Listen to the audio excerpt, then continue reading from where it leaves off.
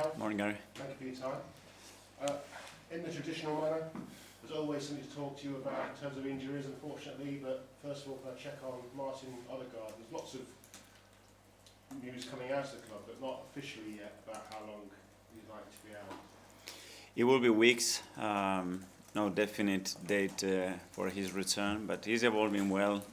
Very unlucky what's happening with him and his injuries this season. But yeah, I think he will be back in a few weeks. When you say that, that kind of brings into the equation, I guess, what people have been writing and saying that potentially after the next international break, it could be around that time. It could be, but we'll have to see how he progresses, how the knee's healing, how he manages after the next steps in his rehab. So too early to give an answer. From one Martin to another Martin, Zubimendi. Yeah. Some eyebrows raised because he was out of training, certainly the initial session at the cameras filmed yesterday, but in his training shoes watching from the side. So just part of his recovery process. Yeah, all the players come from different countries, different amounts of games and minutes played, and we believe that it was the right thing to do. He played 2 games again. His load has been really high recently, and he needed an extra day. But he's available. He will be available, yes. And Ben White, similar? Yes, very similar. I mean, we are monitoring all the players and give a specific menu to each of them to make sure that they are in the best condition. And some good news, we saw Nkapie out there with the rest of the guys. Yeah, he will be training today again with us, and if everything is right, he will be available as well. Chance for him now to really get some minutes into his legs and become a big part of the group. Yeah, we really want that. Because that player that is going to help us a lot. Is going to bring something different to the team, and yeah, we need to get him going, get to the speed that's necessary to compete at this level, and gradually get into where we want. Sorry, just 2 more before we move on. Noni, getting close? Getting closer as well. He's going to start very soon to do some running and stuff, and again, let's see how that reacts. And how's Kai? Because we know he's surprised you before about how quickly he can recover from a major injury. Can we expect any similar surprise this time? Again, very difficult. There's still a lot to do in his rehab. He's really pushing it. We know Kai, and that's why we love him so much. But we have to wait and see. I think we are doing a really good work with him again. He wants to break every timeline, I'm sure. But as well, we have to protect him and make sure that when he comes back, he's come back for the long term. Before the international break, you went top of the table. During the break, you've gone into the top 10, Mikel, of longest-serving Premier League managers. Another milestone. How do you feel about that? Well, very privileged and grateful, as always, and be present on the day because we know that our job is the only thing that requires. You've only got another 16 years to go to overtake Arsenal. Yeah, that's a long, long way. Well, it's a target. And a target, I guess, is to do Craven Cottage, a bit of a bogey team, I guess you could say, in recent years there. What you did at Newcastle, where you got a result after a couple of bad trips.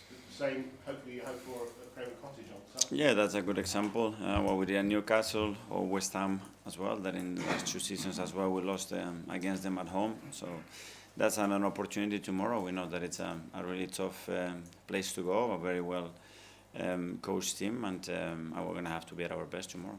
But keeping them out is obviously a big part of it, and you've done that well so far this season as a group.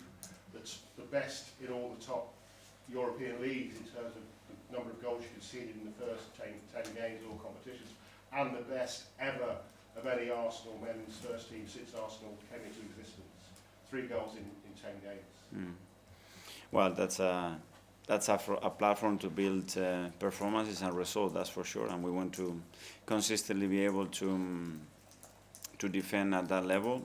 In order to do that is as well how well we attack and how committed everybody is to do what we have to do. And if we continue to do that, it's going to give us a big chance to get what we want. When you are achieving those numbers, that must put confidence into the whole side, particularly that part of the pitch. Yes, for sure, and as well, I think it tells about the organization of the team and the consistency that we are showing in many aspects. And the more we do those things in a lot of parameters throughout the season, and we establish ourselves in those categories at the highest level, and the bigger the chance will be to achieve what we want, for sure. A couple more from me. I wanted to ask you about your leadership group. You haven't actually said who's in it, but we kind of know that obviously Bukayo tends to get the armband if he plays, and Martin's out as he is, but there's also Declan, Gabriel, Jury and Timber. Obviously Declan got the England armband, didn't he, this time? What does that say to you about the number of leaders you've got here at Arsenal? Well, it makes me proud, not only here but with the national team, and every time I talk to the national team coaches, the way they talk about our players and the roles that they've been given as well in the last few years as well. That tells you the leadership, the accountability, and how much they trust them. And Martin is out, but we have various kind of leaders in the team now that they have the ownership and accountability to deliver what is required. And Martin will continue to have a role, whether it's not playing as well, to push and to support and keep the demands high in the team. One American ownership group plays another American ownership group on Saturday, and again on Sunday. It's the Conkies versus the Cards, the Rams versus the Jaguars. Will you be watching? And I know you've got a good relationship with Sean McVay. Yeah. Do you speak to each other? Can you learn from each other's sports, each other's tactics and styles? I do, and Sean is someone that I admire a lot. Not only for what he has achieved as well, but the way he is as a coach, as a person, the way he presents himself, and I learn a lot of things of him. We'll be connected. It's going to be a really tight schedule for both teams because we have the Champions League after coming up on Tuesday. But it's great to have them. It's great to have Stan and George here as well with us. I think it's a good opportunity as well to connect everybody. Go Rams. Go Rams. Thanks, Go to Anita from the Premier League. Hi, morning, Mikel. Good morning. I know it's only match week 8 that we're going into, but we look back at the last few seasons. You've had experience of being chased and doing the chasing. You're top of the table. Which do you prefer? I prefer to win every game, and the only thing that we can do is to perform really well on Saturday and win the game. As you said, it's super early. It's not the moment to start looking at that. It's much more the moment now to look at performances, to look at ways that we can sustain certain things that we're doing and improve others, and that's the only way. And that increase the chances to when it matters, when it comes to March and April, to be in the best possible position. And then when you ask me that question, I will tell you, for sure, I want to be at the top.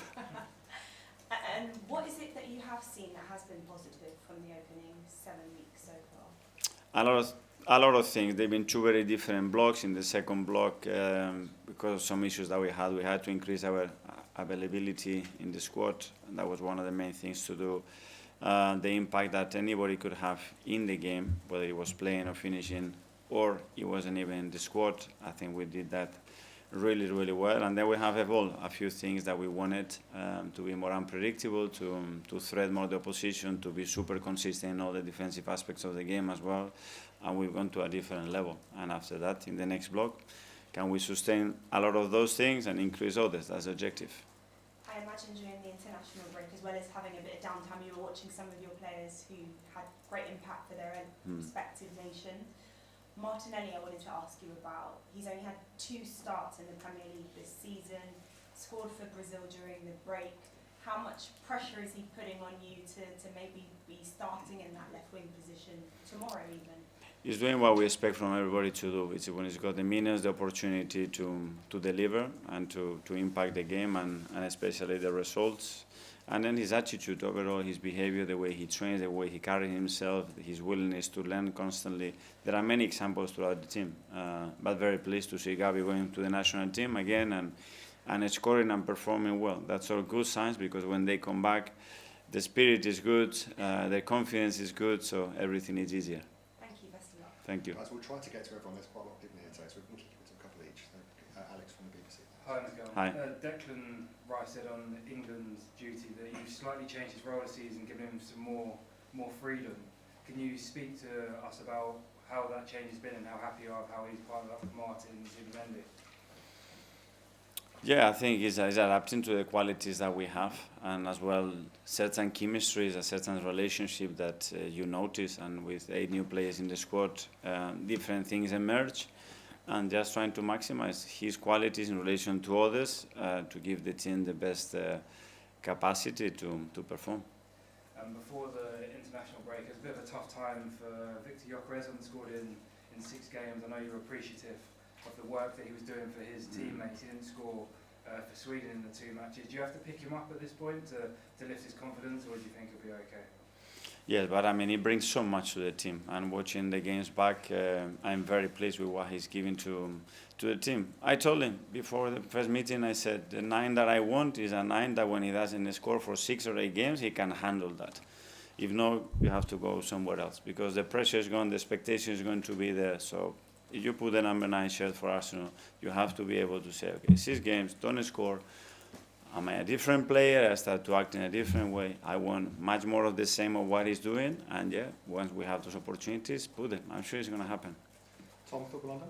Hi Mikel. It was pointed out to me the other day that you have as many senior left-footed outfield players as right-footed outfield players. If they were to play each other, who do you think would win? What kind of pitch? What size of pitch?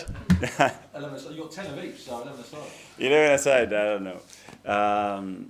It's good. It's a really good balance. It's a very rare thing to have, and we have thought about it a lot. But it is a coincidence, certain things, because, for example, our 3 academy graduates, the 3 of them are left-footed. That's quite rare. Already, I have 3 sons, 2 of them are left-footed, quite rare as well. But yeah, they are beautiful to watch. That's certain, and they give you something different. And we mentioned the Rams obviously here. We've also seen that Barcelona and Villarreal going to Miami to play La Liga game. Remember Josh speaking at a fans forum a few years ago saying he would guarantee that Arsenal would never play a home game away from North London. Do you see that as Arsenal's future, never playing a competitive home game away from the Emirates? I don't decide that, so for me to say never, I don't want to use that word. Let's see, there are the people who have to decide it. If you tell me what would you like or what you prefer with the schedule that we have, let's play as many games as possible in London, please. Simon Standard? Mikel, just on Victor, Yeah. you talk about his sort of mentality. Is that something when you're scouting a player that you can find out about, and how did you go about that with Victor to know he was someone who could handle the pressure of doing that for Arsenal? Going back in his history as well with Victor, it's a very different one. The beginning and when he wasn't even playing much, and then how he evolved his career. Then in the last year, very difficult to find a gap of that, because I think he scored in every single match almost. But just preparing something, the context is going to change. It's part of football. You see the history of the number 9s. You're going to have moments like that. Hopefully it's through playing, not that you don't even have the option to play and you are injured. So his robustness is something really good. I'm really happy with him, full confidence, and when you look at him every single day, how much he wants it, that's exactly what you expect. And obviously on the outside, when you judge a striker, everyone looks at their goals. But when you judge Victor's performance, do you look at different things? Well, the first thing is that's going to give you something extra. Victor adds so many things that probably are not that noticeable, but as well it creates environment and a space and solutions to a lot of the players around him. And with the talent that we have in the team, I'm sure that everybody, him included, would benefit from that. Art Athletic? Hi, Mikel. You mentioned the second block of games earlier, and I think in that block you used a few players quite differently. So Bukayo played off the left quite a few times, and Martinelli off the right, and there are a few different combinations going on. So I was just wondering what your thinking was with that, and if you were happy with what you saw in those kind of instances. Yeah, I think having that unpredictability and that flexibility, I think it can add a lot of value. It's true that you need certain consistency as well in certain positions, and not all the players are that naturally confident or comfortable to adapt to a different position, but some of them they did, and they did really well. It's just finding when is the right moment, the right timing in the game to make those changes, and then it has to work. Is that something you've wanted to do for a while in terms of that kind of experiment? And what's made you, I guess, confident enough to do it at this point? When you feel it, you have to feel it, and now they are ready to do, because as well, different positions have different requirements, physically, emotionally, in relation to the game plan. You know, you change a player 2 or 3 times in a position in a game. That means that he needs to fulfill 3 roles in all the aspects of the game. That's a lot of information to process to a player, and some players are more confident and more comfortable than others to do that. James, CBS over there. Hi Mikel, you mentioned Piero bringing something new to the group. Could you expand on what you're looking forward to seeing from him? Well, what you're going to see is its aggression, its determination. Is a player that goes full gas to every single action, especially in defending. And with the ball, whether he plays a left centre back or a full back player, that it's very clean on the ball. Again, that it's very someone that really wants to penetrate, whether it's with the ball, his positioning, and it will bring a different character and emotion to the team. Simon mentioned there about sort of getting a scouting sense of the person as well as the player, and obviously with Piero you have quite a good friend who knows him quite well in Xabi Alonso. What was the sort of did you speak to Xabi about Yes, it? I did. Recommendations? Yes, for sure, I had to. I mean, someone like him that I know so well, trust him, and had him for a few years. It's a very, very valuable information to have. He was super complimentary of him for many different reasons, and it was good to confirm what I saw and some of the things that obviously you learn from that conversation that probably you weren't very aware of. Harry, BBC Radio. Mikel, it was mentioned a little bit earlier on that Fulham have been a bit of a bogey team recently, particularly at Craven Cottage.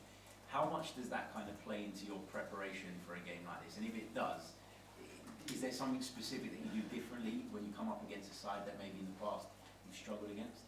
Well, you always learn from that. It's true that at the end they will have certain new players, the state of the teams, and where we are, it is different to last season as well. And then the game, the context of the game changed, especially last year, immediately when we are in total control of the game, and in one moment we concede the goal, and then it's a different game to be played. But we'll learn from it. Obviously, we want to make it different, especially the results that we had in the last few years, and do our best to achieve it. And Mikel Merino was in good goal scoring form again in midweek for Spain.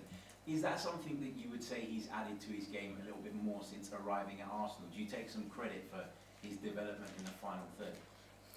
I think the credit is with him because he had those qualities. I think obviously positioning players and insisting in certain qualities that can really impact and maximize the resources of the team. It's something that we made him aware, basically, and then as well his mindset. I mean, he's played as a right attacking midfielder, left attacking midfielder in different roles as well, and then as a 9. And then he has that. He always had that intuition, that quality to finish action, especially one touch inside the box, and now he's doing it very regularly, and I think he's enjoying it. Okay, we'll go to Charlie here, and then we'll do the last couple in the As Live. So over to Charlie. Hi, Mikel. You mentioned Sean McVeigh earlier. Is there anything else that you've learned from other coaches in other sports? Yes, a lot of things, from handball, from rugby, from tennis, from ice hockey. It's a lot. It's and not only from the sport, but the sport played in different countries. So it's not the same rugby here that rugby in Australia. And it's something that fascinates me. It's not only about the sport, it's about the culture, about managing, about managers that they've been in the job for 1 season or 13 seasons. It's a completely different job. So it's always that willingness, I mean, and to learn, that curiosity to learn, is always there. And with the NFL over here, mentioned before, the owners of both teams taking interest in both games, how important is your relationship with the ownership in achieving our goals? Well, very much, because at the end we have to share their vision and especially their ambition. And ambition is very clear. We are here to win major trophies, and every sign that they are giving us, every conversation, that's the main topic. And then they are incredibly experienced in a sport. They win it almost everything, and what we want to do is do it here now. Okay, last couple, James from ESPN. Hi, Mikel. Hi. So just to go back to Martin Odegaard, can I just ask how he is mentally? Because he's had to deal with a hell of a lot already this season. I know he was a captain, he really wants to be front and centre. How is he? I think he's in a really good place. Obviously disappointed how it happened. The good thing is that he does everything that he possibly can to prevent injuries. The injuries that he had, they are very, very difficult to prevent. So that's something that you weight off yourself, and that's it. And then he cannot afford to be in a different mindset. He's the captain. He needs to drive the standard. He needs to be the example. He needs to bring that energy next to that. So that's it. When you don't have an option, you are a dad. You have to look after your kids. You have to be there. You are good. You are tired. You don't. You have to be there. That's his responsibility in the team. And I mean, you never want to be out without your captain, obviously, but with the squad building you've done over the summer, you must feel in a better place to be able to deal with it. Yes, for sure. But that doesn't mean that Martin is a capital player for us. He's a very, very, very important for us. We haven't had it almost since the start of the season, like other players, unfortunately. But we are coping because we have strengthened the squad, because we have players with other qualities that they are still performing really well, and that's what we have to do. But make sure that we have him back, because we will be a better team. Okay, and Phil, BA? Hi. Since the last round of fixtures, Arsenal have now been installed as the favourites by the bookmakers to win the Premier League. Do you think that's an accurate representation of how things stand at the moment? I don't know. Then we have to ask ourselves how accurate it was, the one 4 weeks ago or 8 weeks ago. So we don't know. I'm sure a result or two will change that in an even better percentage for us, or worse, depending on what happens. Let's focus on what we can control. Do you think it's possible to stay at the top to the end of the season, or do you think because of the strength of other teams that the league will change throughout the... It is possible if we continue to win a lot of football matches. I'm sure we will be there.